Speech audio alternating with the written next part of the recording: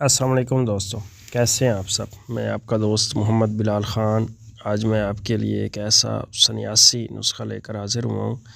इंशाअल्लाह इस तरह का नुस्ख़ा आपको कहीं नहीं मिलेगा, ना किसी किताब में मिलेगा, ना किसी रिसाले में, ना किसी हकीम से। ये जो नुस्ख़ा है ये एक सीने का राज है, एक सन्यासी चीज़ है जो आज मैं आपकी खिदमत में अर्ज़ कर रहा हूँ। तो ये जो आपको सामने नज़र आ रहा है ये पारा है और इसको मुख्तलिफ़ तरीक़ों से इसके संस्कार करके इसको भूखा किया गया है, इसको मुसफ़्फ़ा किया गया है। और ये जो आपको नज़र आ रहा है ये एक नमक कह लें, जौहर कह लें, कैमुलनार, तो वो है। अब फ़र्ज़ कर लें कि अगर आपके पास 10 ग्राम पारा है तो 10 ग्राम आपने इसमें ये जौहर डाल देना है। तो इसकी भी इंशाल्लाह मैं वीडियो दे दूँगा। इनको जो है आपने मिक्स कर लेना है और मिक्स करने के बाद इसको आपने जिस बूटी के रस से खरल करना है या जिस चीज़ से खरल करना है उसका प्रोसेस जो है वो आपके लिए समझना बहुत ज़रूरी है। सबसे पहले आपको याद होगा, जो लोग मेरी वीडियोज़ वगैरह देखते रहते हैं, जिन्होंने मुझे फ़ॉलो किया हुआ है, सब्सक्राइब किया हुआ है, तो उनको तो शायद पता ही होगा कि मैं किस चीज़ की बात कर रहा हूँ। हमने एक ऑयल बनाया था, एक तिला बनाया था। उसमें से हमने काफ़ी सारी जड़ी बूटियाँ डाली थी, कजली डाली थी, सिंबलफार, पारा, गंधक, शिंगराफ मैंसल, हड़ताल बरकिया वगैरह की, उन सारी चीज़ों की कजली डाली थी और उसको सांप में भरकर सांप को दबा दिया था। तो वो जो सांप था, मतलब उसमें से तेल निकाल लिया था हल्की हल्की आंच पे, और वो जो मुकम्मल सांप था उसकी जड़ी बूटियाँ, पारा, गंधक वगैरह सारी चीज़ों समेत, और एक्स्ट्रा भी हमने उसमें पारा और गंधक वगैरह की कजली डालकर तो उसका हमने अर्क खींचना है। अर्क उसका ऐसे खींचना है कि हमने उसमें जो है ये एलोवेरा भी उसको कहते हैं, कुआर बूटी भी कहते हैं, कुआर गंदल भी कहते हैं। तो उसको हमने ले लेना है। लेने के बाद कोई 4-5 लीटर उसका गूदा जो है, पानी जो है, रस, वो आपने निकाल लेना है। और 2-3 सांप होने चाहिए, उनकी जो है अच्छी तरह से पहले आपने उसको कूट कर पाउडर बना लेना है और उसी में हमने एक शिंगराफ पकानी है। वो जो शिंगराफ बनेगी वो भी इंशाल्लाह आगे आप देखेंगे वीडियोज़ में, सारा कुछ लाइव ही होगा। तो वो शिंगराफ एक कायाकल्प होगी, एक अक्सीर होगी, जितने भी अमराज़ हैं उन सब के लिए, ख़ास कर नामर्दी, पट्ठों की कमज़ोरी, इंतशार करना, ना टाइमिंग की कमी वगैरह के लिए, तो वो भी एक मुकम्मल प्रोसेस से गुजारी जाएगी और उससे बनाई जाएगी। और ये जो अर्क होगा उस अर्क से ये पारा और ये जो हमारा जौहर है इसको खरल किया जाएगा। जैसा कि आप देख रहे हैं, एलोवेरा इसको अच्छी तरह से धो लिया है। अब इसका ऊपर से छिलका उतार लिया जाएगा और इसका गूदा जो होगा वो हमें चाहिए कोई 5-6 किलो के आसपास।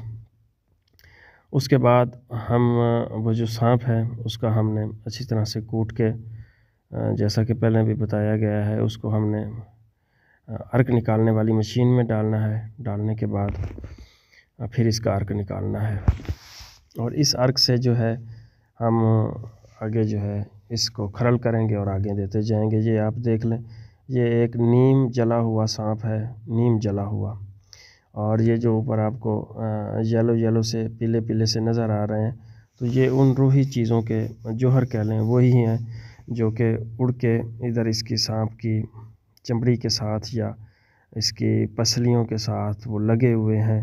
क्योंकि तेल इसका नीचे इसके बर्तन में सुराख होते हैं, तेल नीचे निकल जाता है और बाकी जो सारी चीज़ें हैं वो इसी में ही रह जाती हैं।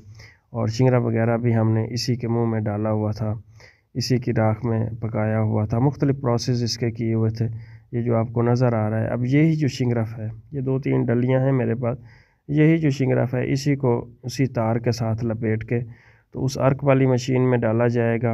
और ये जो भी इसमें से बुखारात उड़ेंगे ऊपर एलोवेरा के, बाकी इसमें हम कोई पानी वगैरह नहीं डाल रहे, सिर्फ एलोवेरा का ही पानी होगा। और इसमें से जो रूही चीज़ें उड़ेंगी, जैसे आपको ये नज़र आ रही हैं, जो भी इसका जौहर आएगा अर्क के साथ, जैसे पारा है, गंधक है, शिंगरा वगैरह, उन सारी चीज़ों का जौहर भी आएगा। तो क्योंकि ये डोल जंतर रास्ते में होगा, ये शिंगरफ जैसे आप देख रहे हैं, हम इसको इसके दरमियान, इस बर्तन के दरमियान में लटका रहे हैं। तो इससे लग कर और इसको अपना असर देकर फिर ऊपर आएगा और वो अर्क निकलेगा। वो अर्क जो है इस शिंगरफ का असर लेगा और जो शिंगरफ है उस अर्क का असर लेगा।